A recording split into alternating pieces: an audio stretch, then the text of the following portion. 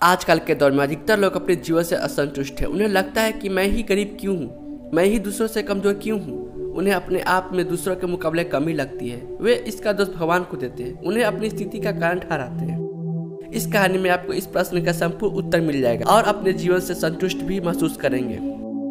बहुत समय पहले की बात है, एक गांव में धर्म उपदेश देने के लिए लगे शिविर में भगवान गौतम बुद्ध पहुंचे। गांव के लोग अपनी अपनी समस्या लेकर उनके पास जाते और उनसे समाधान प्राप्त कर नई ऊर्जा के साथ वापस लौटते। गांव के बाहर एक गरीब राह में बैठा बुद्ध के पास आते जाते लोगों को निहारता रहता।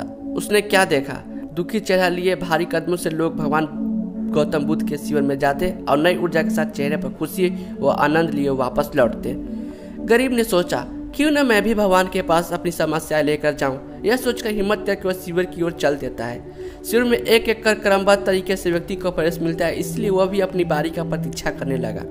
जो कुछ उसके रास्ते में देखा, अब यहाँ उसे सच्चा देखने को मिल रहा है। लोग एक एक कर अपनी समस्याएं बता रहे थे। भगवान गौतम बुद्ध चुपचाप शांति से सबकी समस्या सुनते और जवाब देते। उसकी भी बारी आई। उसने भगवान गौतम बुद्ध को प्रणाम किया और बोला, भगवान मैं ही गरीब क्यों। भगवान गौतम बुद्ध मुस्कुराए और बोले, तुमने कभी किसी को दिया ही नहीं, इसलिए गरीब हो। इस पर वह आश्चर्य से वह भगवान गौतम बुद्ध को मुंह ताकने लगा और बोला, भगवान मेरे पास कुछ देने के लिए है ही नहीं, बड़ी मुश्किल से गुजारा हो पाता है और कभी कभी तो भूखे ही सोना पड़ता है, इतना गरीब हूँ। भगवान गौतम बुद्ध शांत भाव से बोले, तुम्हारे पास एक चेहरा है, किसी को भी मुस्कुराहट दे सकते हो। तुम्हारे पास मुंह है, किसी को भी प्रशंसा भरे कुछ शब्द दे सकते हो।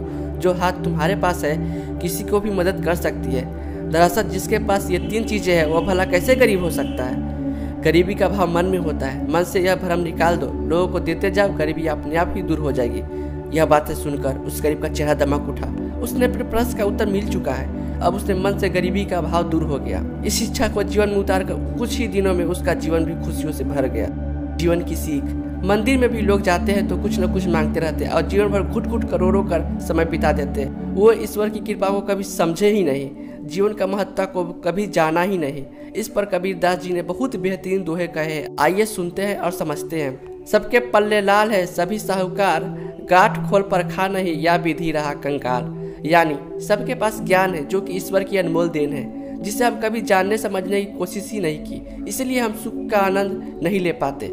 मित्रों, मनुष्य जीवन का एक अनमोल अवसर है और विधाता की असीम कृपा का तोहफा है। हमारा सर्वप्रथम यह कर्तव्य होता है कि हम उस परम परमेश्वर की इनायतों को समझे, ईश्वर कृपा को जानने की कोशिश करें। इसका सबसे आसान तरीका है खुद को समझना और हमारा अस्तित्व क्या है, हमारा लक्ष्य क्या है। सभी बातों को सुनकर आज हम पूर्णतः समझ चुके हैं कि हमारे पास ईश्वर की दी हुई अनमोल तोहफे हैं, जिनसे आज हम मानव में नई नई उपलब्धियों को पा रहा है, असीम ऊंचाइयों को छू रहा है। बस जरूरत है तो सही मार्गदर्शन की, जो कि आज मैं इस बातों को अपने जीवन में उतारने की कोशिश करती है। आपको बस इतना करना है। नंबर 1, हर रोज अपनी एक कमी को दूर करो, चाहे वो आपका गुस्सा हो या फिर नकारात्मक सोच। नंबर 2, जब भी कुछ सोचो तो अच्छा सोचो। नंबर 3, अगर कुछ करने का सोचा है तो तब तक उसके पीछे लगे रहो जब तक कि वह काम नहीं हो जाता। ये कहानी आपको पसंद आई तो वीडियो को लाइक करें और ऐसी ही कहानी सुनने के लिए मेरे चैनल को जरूर सब्सक्राइब करें।